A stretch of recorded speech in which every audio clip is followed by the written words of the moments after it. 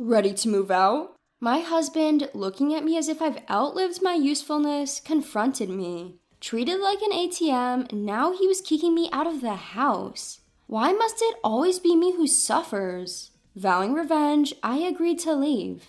But this was part of my plan to retaliate. My name is Nancy, aged 46. I work at the City Hall as a civil servant. After graduating from a community college, I have devoted myself to my job for 25 years. I got married to my husband, Bob, when I was 25. We had a shotgun wedding and had a boy the next year. Our son is now a college student. He moved out to attend a local university. To be honest, our marital relationship is not so good. Our relationship has gotten even colder since our son left. We hardly have any conversation. Worse, Bob's dominance has become unbearable like when we were newlywed. Seems like he had suppressed his nature when our son was born, but now it's resurfacing. His complaints about the dinner I prepare painstakingly, "It lacks flavor, remake it," are a daily occurrence. No matter how carefully I do the laundry and cleaning, Bob's nagging is endless.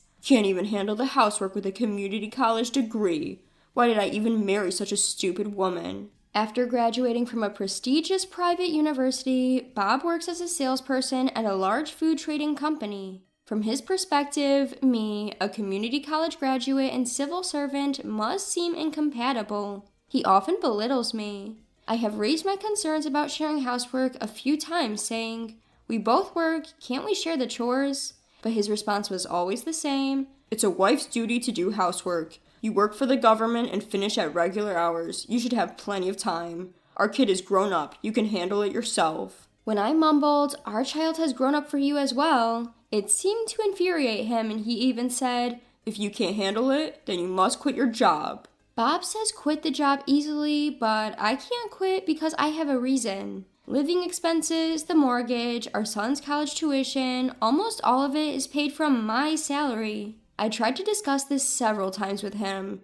"Can't you help with at least the mortgage or part of the tuition?" But he always said, "I'll use the money I earned however I like," and paid only the bare minimum. We have separate bank accounts since we got married, and I can't access Bob's account, so I had no choice. It's frightening how you can get used to even this kind of married life over 20 years, but there was something that recently started to bother me. It's that Bob has started asking me for money for various reasons. "There's a family gathering back at my parents' home." "So what's the big deal?" "Well, they're asking for spending some money for the nieces and nephews. I need you to cough up around $100.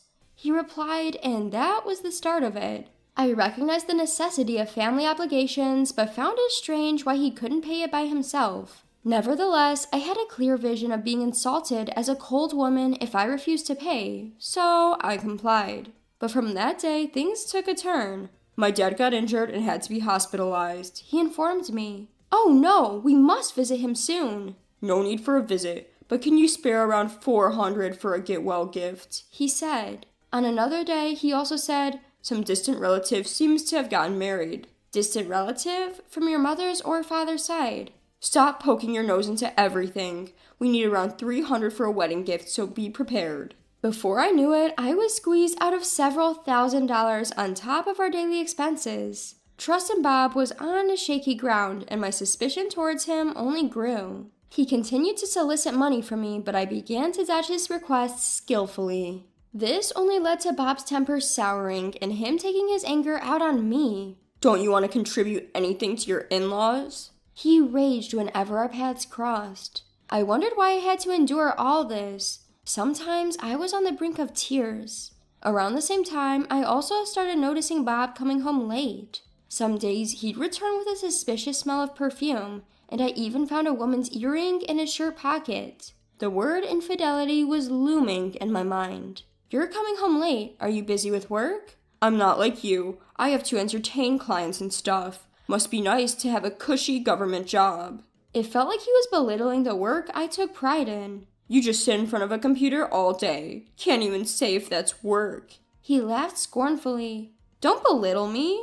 There were times when I raised my voice without thinking. Our arguments became more frequent. I couldn't understand why he had to go this far. Despite me handling most of the expenses every month, I miss the old days. He used to be such a kind man. I can no longer remember what attracted me to my husband, Bob, and why I married him.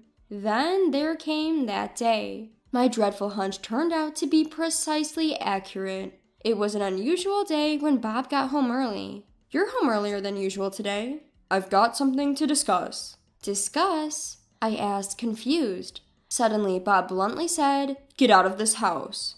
Having suspected Bob of cheating for a while, I asked, "You want to be with your mistress?" He responded, "You catch on quick," confirming my worst fears. Women's intuition can be truly terrifying. According to Bob, his mistress was the owner of a bar he frequently used for business meetings. Unlike me, she was supposedly a charming and gentle woman. Plus, she was beautiful. "She understands me truly well. She has a kid, so we're going to live together here." He rambled on about his audacious plans, which I had no interest in hearing. I told Bob, "Give me one night to think," then retreated to our room. Behind my back, he coldly said, "Get out as soon as you can." After treating me like an ATM, now he wanted to kick me out of the house?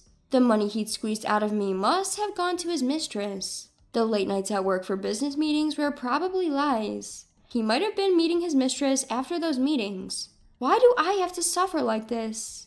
Furious at Bob's lazy and unjust behavior, I decided to take action. The next morning, Bob asked with a snide tone, "Are you ready to move out?" I replied coolly, "I'll leave today." Seeing my refreshing attitude, Bob looked surprised but said happily, "Finally, I can escape this dull life. Having a beautiful woman in the house, even if it's just a place to sleep, is definitely better.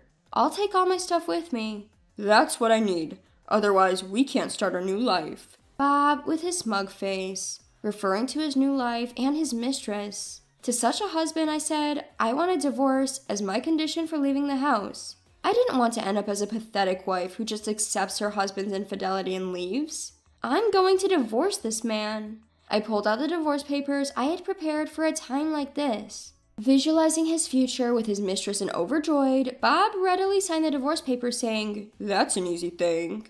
That afternoon, I packed my belongings and left the house. I feel so refreshed. My husband, Bob, exclaimed loudly enough for me to hear at the doorway. His smug happiness was only temporary, I thought. I submitted the divorce papers at my workplace, explained the situation to my colleagues, and took a few days off. Since everything happened so abruptly, I hadn't been able to secure a new place yet. I decided to crash at my son's place for the time being. Seeing me after a while, he must have noticed my relief. He smiled relieved. "You finally ended it." This is just the beginning. By the way, did you take care of that thing I asked you to do? Absolutely. Did exactly as you said. Thank you. The curtains of my revenge had just been lifted. A week later, I received a call from a familiar number. No mistake, it was Bob. Or should I say, my ex-husband now. At first, I ignored his calls, but the incessant ringing forced me to answer. I took a deep breath before picking up the phone. "What the hell is going on?" He barked from the other end. It was the end of the month, a day when various payments were due. "What are you talking about?" "This month's payments." "What are you talking about? We're divorced. Where is my obligation to pay?" "What did you say?" Yes, it's not surprising he was yelling. This month, neither the living expenses nor the mortgage were paid from my salary, and the amount must have shocked him. Our family home was located in a high-end residential area. The mortgage alone cost several $1,000s. How am I supposed to cover this amount? Your salary was..." Bob's voice sounded incredulous. I decided to explain everything from scratch. We've been living separately under the same roof for a while, so I didn't feel the need to tell you. I've been promoted to director after my work was recognized. Director? Not a manager? Since when? Since our son started high school, I believe. My salary is probably double more than yours. What? Bob seemed flabbergasted with each revelation. Something else I didn't tell you, I've been reinvesting money for our son's education since he was born. I now have a few $100,000 in assets. Thankfully, we kept separate bank accounts since we were married, so you didn't know anything about the money. Impossible. How could? I continued with my explanation. I had planned to divorce him sooner, but it was beneficial to keep him as a handy ATM machine. I managed to get him to agree to the divorce willingly. I pretended to be a docile woman who depended on him for money. I told our son well in advance that we were planning to divorce and suggested he go to a local university. Everything was part of my plan. After I finished speaking, Bob was speechless. How does it feel to be countered by your wife, who you've looked down upon because she only graduated from a community college and worked a cushy government job? He probably never thought I'd be this forthcoming. He was at a loss for words. Isn't it strange that he never questioned how we maintained a middle-class lifestyle and beyond? Of course, since we're divorced, I have no obligation to pay anything that I used to, including this month's payments. Isn't the condo in your name? Shouldn't you be the one to pay the mortgage? Where are you? What? I'll come to get you. Tell me where you are. Bob managed to utter. They told me at work that you were taking a few days off, but they don't know where you are. How am I supposed to live now? He mumbled. That's no surprise, since I've gone into hiding with the help of my workplace and our son. Of course, I also enlisted the help of my parents and relatives. Thanks to that, Bob seems to be at his wit's end. Why don't you work and earn your own money? Of course you won't be able to live as comfortably as before with your debt, I said coldly, and I could tell Bob was taken aback. How do you know that? Simple, just hire a private investigator. It's a surefire way. It turns out that my ex-husband Bob was squandering most of his salary on gambling. As a result of his debts, he had been paying them with the money I was providing for our monthly living expenses. Are you insane, Bob, giving money to your mistress on top of everything else? One day, I'll throw your words back at you. Why did I marry such a fool? I retorted mercilessly, leaving Bob breathless and silent again.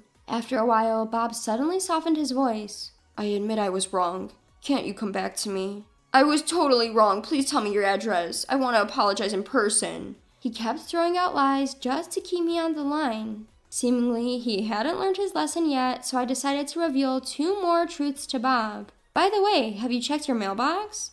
Why are you asking all of a sudden? Haven't seen it yet, huh? You should have received a bill for alimony. Bob may not realize this, but I never said anything about an amicable divorce. He was the one who committed adultery. Obviously, I have the right to demand alimony from him. But even at this point, Bob insisted, I've never said I cheated on you. Having anticipated this, I told him, the bill for your alimony is accompanied by a report of your adultery investigation and evidence photos. Actually, most of the content of this report is thanks to the efforts of our son, not the private investigator. One day when I visited our son John, Mom, I have this. What is it, John? What John slowly pulled out was a photograph capturing Bob in the act of cheating. You didn't divorce because of me, right? I couldn't do anything until now, I'm sorry. Don't worry about it, John. I wanted to be of some help. According to John, he had been running around collecting evidence during his spare time from school and work. He made the effort even though he lives quite far away from our home and had to spend his valuable days off. I couldn't waste the evidence that John had worked so hard to gather. Knowing Bob, he'd surely try to wiggle his way out of this, so I had prepared thoroughly. There's one more thing. What more could there be? Have we received any notification from our son's university yet? What kind of notification are you talking about? About the tuition fee withdrawal. What? Yes, the procedure I had asked our son to handle was to change the account for tuition fee withdrawal to be under Bob's name. That's because the tuition fee for this semester is going to be withdrawn soon. Wait a minute, let's talk this through calmly. I am perfectly calm. He should feel somewhat relieved that our son didn't enroll in the same prestigious university as Bob did. Our intelligent son, against Bob's objections, studied hard and enrolled in a cheaper, local university in Idaho. But still, even just the first semester tuition fee will cost thousands of dollars. Since the deadline for alimony is approaching, please transfer it sooner. Please, give me a break. Why don't you stop making a scene? I won't have anything to do with you anymore. Saying that, I hung up the phone. Later, I heard through the grapevine that after the assistance from me stopped, Bob had to sell the condo where he was living. Now he is living in a rundown 500 square foot apartment that is so old. Without any source of money, a desperate Bob tried to keep me involved, calling me again and again. I don't know what kind of woman his mistress is, but it seems she's not willing to help him. I heard later that apparently his mistress had even left him alone. I had a private detective track his mistress too. And to my surprise, it turned out that the mistress didn't have any children. Bob was the only one serious about it. It seems he was completely taken for a ride. Having used me like an ATM and kicked me out of the house, I would like him to reflect on his actions thoroughly. Apparently, Bob, unable to manage with his own debt and the alimony he owes me, turned to his parents, but they didn't forgive him for the terrible things he did to me and turned him away. Having been disowned by his parents, Bob now has no one to rely on and is said to be lost. As for me, I have been finally liberated from all the trouble and am living a leisurely life. With the assets gained from investments and the alimony from Bob, I bought a newly built condo. On the weekends, our son comes to visit and we have tea and study together. Surprisingly, it turns out his dream is to become a public servant just like me. He's studying hard, taking my advice for the National Civil Service exam. Seeing this makes me very happy. I returned to my workplace and distributed sweets to my boss and colleagues who had supported me. What I have realized again through this experience is that if you work hard with sincerity, you will definitely be rewarded. I intend to keep this in mind and continue living.